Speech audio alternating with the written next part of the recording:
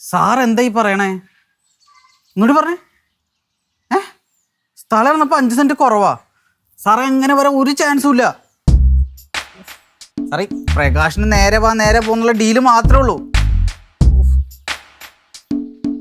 സാറേ ഇതിന്റെ സത്യാവസ്ഥ ഞാൻ അന്വേഷിച്ചിട്ട് തിരിച്ചു വിളിക്കാന്ന്. ഈ നാട് മൊത്തം കള്ളന്മാരാണല്ലോ. എന്നെ പോലെ പാവം റിയൽ എസ്റ്റേറ്റുകാരെ എങ്ങനെ ജീവിക്കും? പ്രകാശേട്ടാ, എന്താ അമ്മയ്ക്ക് വയ്യാണ്ടിരിക്കുക. എനിക്ക് തന്നെ അമ്മയുടെ കാര്യങ്ങൾ നന്നായിട്ട് നോക്കണം. നീ നോക്കിക്കോ. നിന്നോട് ആരാ നോക്കണ്ടെന്ന് പറഞ്ഞേ? നിങ്ങളുടെ ഏട്ടത്തിയില്ലേ, എന്നെ ഓവർടേക്ക് ചെയ്ത് എല്ലാ കാര്യങ്ങളും ചെയ്തോണ്ടിരിക്കുക. ഓവർടേക്ക് ചെയ്തെന്നാ? ഞാൻ ആദ്യം അമ്മയ്ക്ക് ഫുഡ് കൊണ്ടുപോയി. അതിൽ 1-2 കാര്യങ്ങൾ കൂടി ചേർക്കാൻ അമ്മ പറഞ്ഞു. അത് ചെയ്യാൻ വേണ്ടി പോയി തക്കം നോക്കി നിങ്ങളുടെ ഏട്ടത്തി അമ്മയ്ക്ക് ഫുഡ് കൊടുക്കുന്നു, മരുന്ന് കൊടുക്കുന്നു. ഇതൊക്കെ എന്നെ കൊച്ചാക്കാൻ വേണ്ടി മനഃപൂർവ്വം ചെയ്യുന്നതാ. നിനക്കിപ്പോ എന്ത് വേണം? എന്റെ അമ്മയെ നിനക്ക് തന്നെ നോക്കണം, അത്രയല്ലേ വേണ്ടൂ? അതെ, ഞാൻ ശരിയാക്കി തരാം.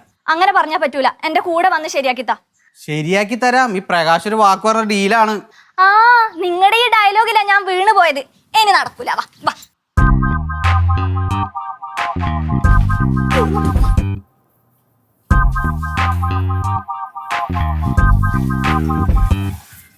ഏട്ടത്തി. എന്താ പ്രകാശ? അല്ല, അമ്മയ്ക്ക് വയ്യാതിരിക്കല്ലേ? അതുകൊണ്ട് അല്ല, ഏട്ടത്തി ഒറ്റയ്ക്ക് അമ്മയുടെ കാര്യങ്ങളൊക്കെ അത് അഞ്ജുവിനെ കൂടി കുറച്ച് കാര്യങ്ങളൊക്കെ ഏൽപ്പിച്ചൂടെ? ആര് പറഞ്ഞു നോക്കണ്ടെന്ന്? അഞ്ചു നോക്കിക്കോട്ടെ. എന്നിട്ടാണ് നേരത്തെ അഞ്ജു അമ്മയ്ക്ക് ഫുഡ് കൊണ്ടെടുത്തപ്പോ അമ്മ പറഞ്ഞില്ലേ 1-2 കാര്യങ്ങൾ ആഡ് ചെയ്യാൻ പറഞ്ഞപ്പോ ആ ഗ്യാപ്പിൽ ഏട്ടത്തി കൊണ്ട് ഫുഡ് കൊടുത്തത്? അത് നീ പറഞ്ഞാൽ ശരിയാ. പക്ഷെ 1-2 കാര്യമല്ല, ഒരു കാര്യം. ഫുഡ് വേവിച്ചു കൊണ്ടുവരാനാ അമ്മ പറഞ്ഞത്. വേവിച്ചോണ്ട് വരാനാ? അല്ല, നിൽക്കുന്നത് നിന്റെ കെട്ടിയോളൂ, ചോദിച്ചു നോക്ക്. ആണോ അഞ്ജു? ചിലപ്പോ ഫുഡ് ഉണ്ടാക്കുമ്പോ കുറച്ച് വേവൊക്കെ കുറഞ്ഞെന്നിരിക്കും. അതൊക്കെ എല്ലാവർക്കും സംഭവിക്കുന്നതാ. അപ്പൊ സുഖമില്ലാത്ത എന്റെ അമ്മയ്ക്ക് നീ വേവിക്കാത്ത ഫുഡാണ് കൊണ്ട് കൊടുത്തേ? ആദ്യം കൊടുത്തത് അങ്ങനെയാ, പിന്നെ ഞാൻ വേവിച്ചോണ്ട് ചെന്നല്ലോ. പ്രകാശ, ഇത് നിങ്ങളുടെ കുടുംബകാര്യമൊന്നുമല്ല ഞാൻ ഇടപെടാതിരിക്കാൻ. നിനക്ക് നിന്റെ അമ്മയെ കുറച്ചു കാലം കൂടെ കാണണമെന്നുണ്ടെങ്കിലേ അവളെ കാര്യം പറഞ്ഞ് മനസ്സിലാക്കിയേക്ക്. എന്നെന്ത് പറഞ്ഞു മനസ്സിലാക്കാനാ? അതെ, നിന്റെ കെട്ടിയോന് മനസ്സിലായിട്ടുണ്ട്, അവനോട് ചോദിക്ക്. പിന്നെ പ്രകാശ, ഞാൻ ഇത്രയും പറഞ്ഞത് മനസ്സിലായിട്ടും നിന്റെ ഭാര്യയുടെ സൈഡ് പിടിച്ച് ഞാൻ അമ്മയെ നോക്കണ്ടെന്നുള്ളതാണ് നിന്റെ തീരുമാനമെങ്കില് മോനേട്ടനും കൂടി ഇങ്ങ് വരട്ടെ.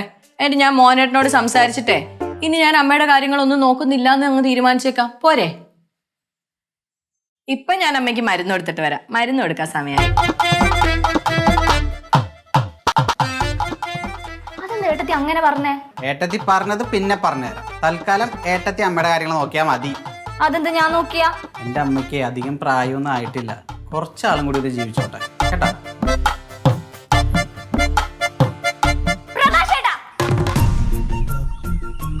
നിങ്ങൾ എന്ത് പണിയാ കാണിച്ച മോനേട്ടാ? കൊച്ചിനെ ഹോസ്പിറ്റലിൽ കൊണ്ടുപോകണം ഞാൻ നേരത്തെ പറഞ്ഞല്ലേ. പിന്നെ എന്തോന്ന് മീറ്റിംഗ്, കുടുംബം കഴിഞ്ഞിട്ടുള്ള മീറ്റിംഗ് ഒക്കെ മതി. നാളെ ഒന്നും നടക്കത്തില്ല. നിങ്ങൾ അവിടെ ഇരുന്നോ, ഞാൻ അവളെ പ്രകാശിനെ വണ്ടി എടുത്ത് കൊണ്ടുപോയിക്കോളാം.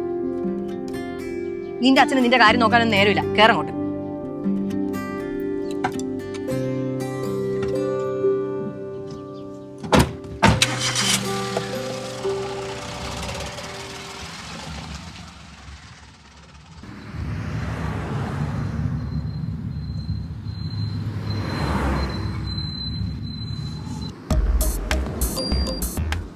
അത് മദനല്ലേ?